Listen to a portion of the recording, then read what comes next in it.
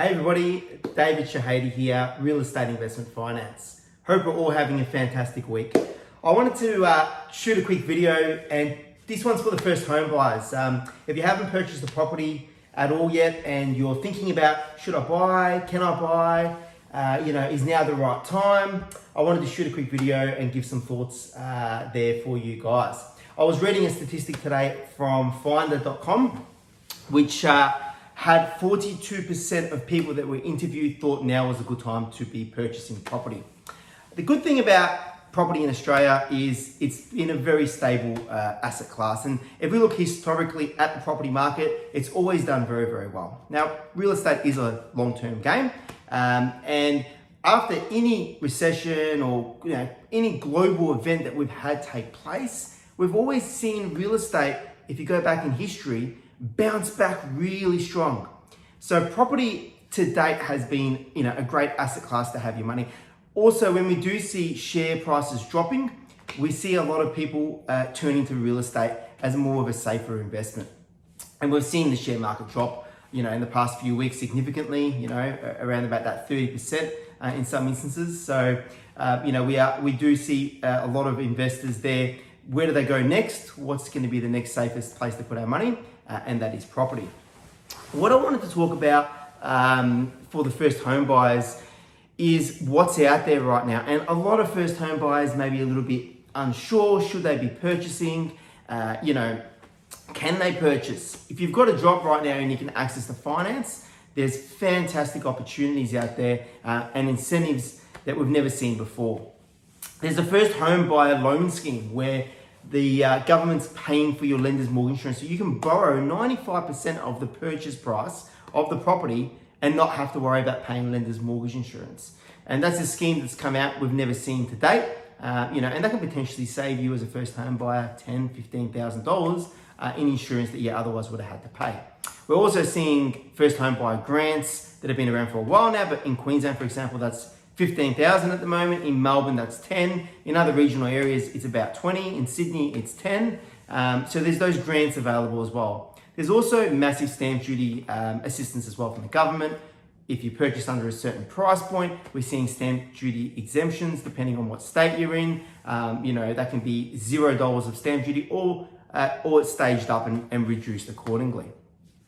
What's so good right now is how cheap interest rates are. We've never, ever in the history seen interest rates this cheap. Now, being able to get a rate of 2.09 and 2.19%, it's just phenomenally low, and it means money is very cheap to borrow. And as a first home buyer, your cost of repaying your own home now is the lowest it's ever been in the history, which is a huge opportunity to be able to take that step and get into the property market. What's also really good at the moment is there's less buyers out there. A lot of people are fearful. They're sitting on the fence. Should I buy? Is it a good time to buy?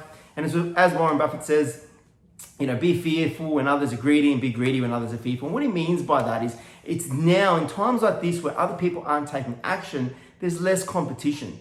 So those that need to sell right now, if you're a buyer, we're in what we call a buyer's market. It's in your hands to be able to go in, make offers and negotiate and get good deals. And in this current market and environment, you're able to get on the front foot and get a better deal. And we're seeing incentives from developers. We're seeing, them come into the party and being able to help out and transact in this environment. So what that means for you as a first home buyer is being able to snap up a good deal. If you combine that with the grants and the LMI scheme and interest rates and how cheap they are at the moment, there's never been a better time to be looking at your options and getting into the first home, and buying a property. What I also wanted to talk a little bit about was my story. And look, back in 2007, I bought my first home. And 2007 was a year where just prior to Australia hitting the GFC and we had the global financial crisis. And I purchased prior to that at what we would have called the peak of the market, and that market there, I bought back then, peak of the market in Melbourne in a suburb called Mooroolbark. I paid $321,000, which, believe it or not, that was the peak of the market back then. Prices have obviously increased since then.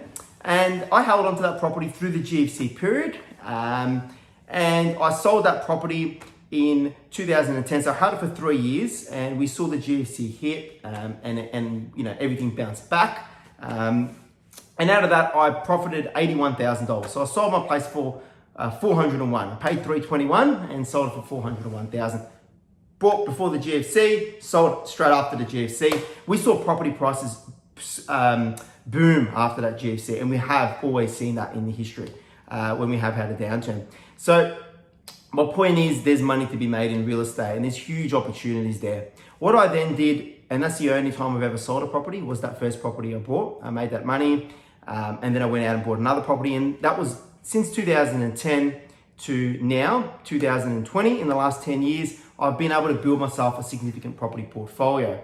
I've never sold a property since. I've bought and hold. That's my strategy. And I've been able to pay down and own a multi-million-dollar portfolio, debt-free right now, where I have the choice to do what I want to do, and I don't have to earn a certain income because I've got that passive income coming in out of the rent. So it's given me the financial freedom to be able to live life on my own terms. I wouldn't change what I do because I love helping other people with their finances and achieving financial success and independence. And hence I've got that freedom to be able to live that dream life of doing what I love to do, knowing I've got that passive income coming in, without having to get up and go to work. That's the opportunity that real estate can provide you. And it starts with taking that first step. So if you are a first home buyer and you are thinking, should I be buying my first home? I just wanted to share my story with you, some thoughts around that. There's great opportunities out there. We're in a market full of fantastic opportunity, and now's the time to be able to consider, what that can mean for you. And this can really set you up for life. Buying my first property set me up, where I was able to achieve financial freedom at the age of 30, where, and in that 10-year period, you're able to achieve that level of success by taking action and using property to get there. If we look at interest rates, if you were to borrow $400,000 from the bank, paying with the rates the way they are now, $400,000 in interest, if you're paying 2.19%, is $168 a week in interest. That's all it's costing you. Now, you're not only going to pay interest buying that, you will look at a principal and interest loan, which means you're paying your actual property down rather than just servicing the interest levels on it. But on a principal and interest loan of $400,000, you're looking at $349 a week. And that's you paying down and owning your own property and having that asset there. There's obviously costs like insurance and rates and stuff to factor in as well. But if you look at that and look at what you may be paying in rent, you may find that buying your own property with rates the way they are now may be cheaper, and you're building wealth at the same time. With a 5% deposit, you can get into the market there. So on a $400,000 property, that would work out to be $20,000 in funds. And there's different ways lenders are looking at that as well, just to give you an idea. Even if you don't have any savings, but you've got the income to service the loan, if mum and dad were happy to go guarantor to help you out in putting their property up just for the initial period, there's ways like that where you can still enter into the market. Guys, hope that's been informative. This is a special one just for those first home buyers out there that may be sitting on the fence, not sure what to do. Now's the time to look at your options. If we can help, reach out. We'd love to help, and we'll see you all really, really soon. Cheers.